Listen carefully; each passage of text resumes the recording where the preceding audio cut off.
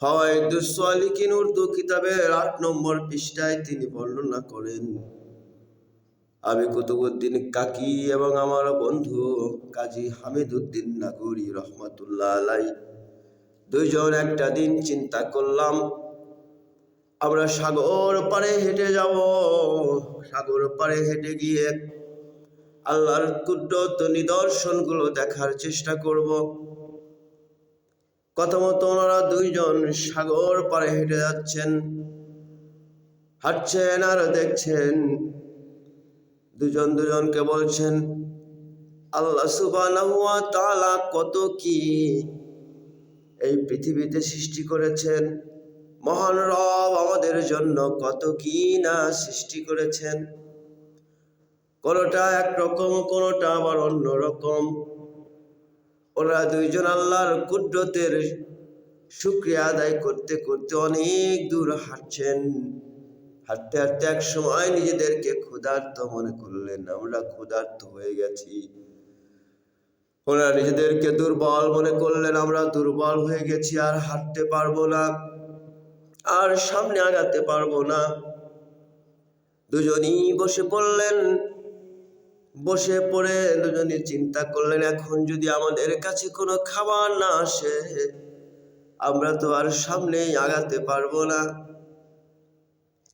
কিন্তু আবার দুইজন ভাবছেন, এই জঙ্গলের ভিতরে খাবার পাবো কোথা থেকে, কে আমাদেরকে খাবার দিবে? কুতুবউদ্দিন বখতিয়ার কাকি রহমাতুল্লাহ আলাইহি বলেন, এরকম চিন্তা করতে করতে হঠাৎ করে কোথা থেকে যেন একটা ছাগল আমাদের কাছে মুখে করে দুইটা রুটি নিয়ে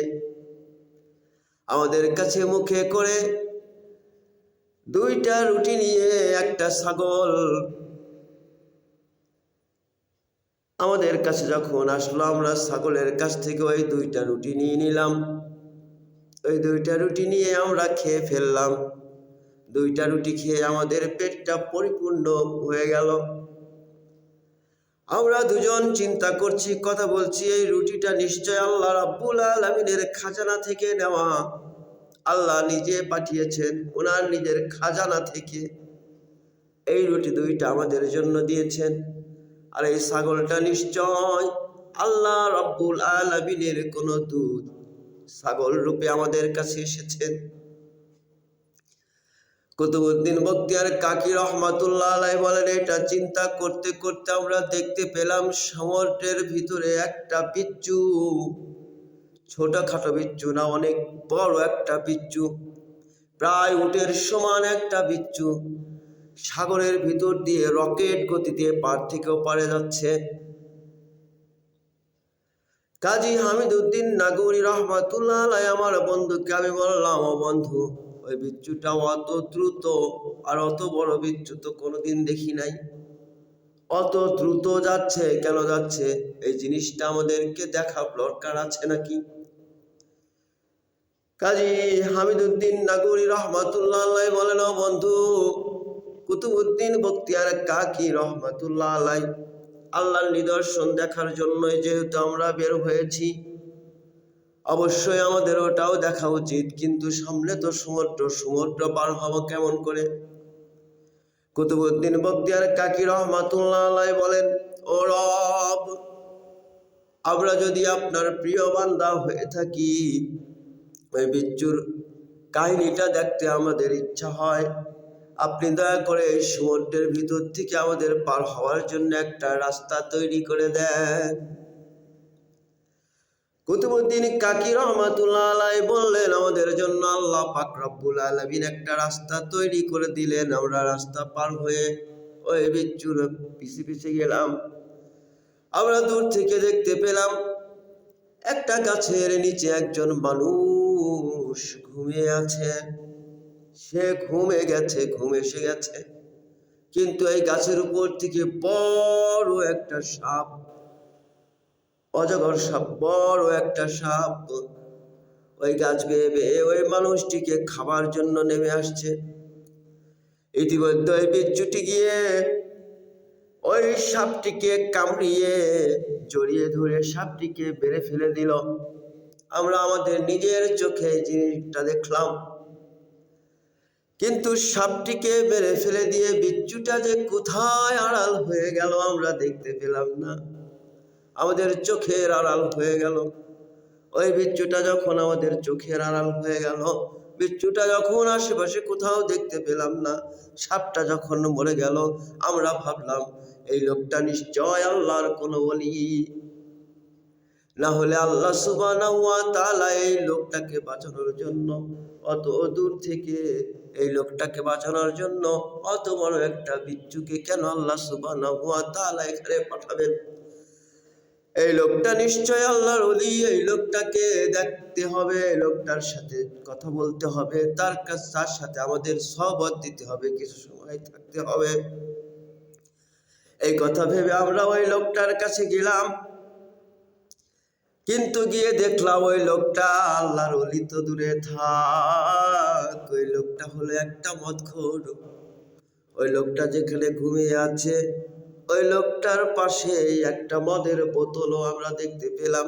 শুধু মদের বোতল না, ওই লোকটা মদ খেয়ে মাতাল হয়ে ওখানে যে বমি করেছে সেটাও আমরা দেখতে পেলাম। আমরা ভাবলাম, ও রব, তুমি একজন নাফরমান, তোমার বান্দাকেও তুমি এত বড় বিপদের হাত থেকে রক্ষা করো।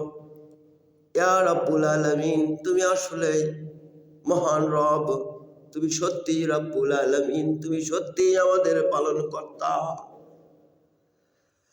কুতুবউদ্দিন বখতিয়ার কাকি ও কাজী হামিদ নাগরী রহমাতুল্লাহ আলাইহি বলেন, আমরা দুজনে অদৃশ্য থেকে একটা আওয়াজ শুনতে পেলাম, ও আমার প্রিয় বান্দারা শোনো,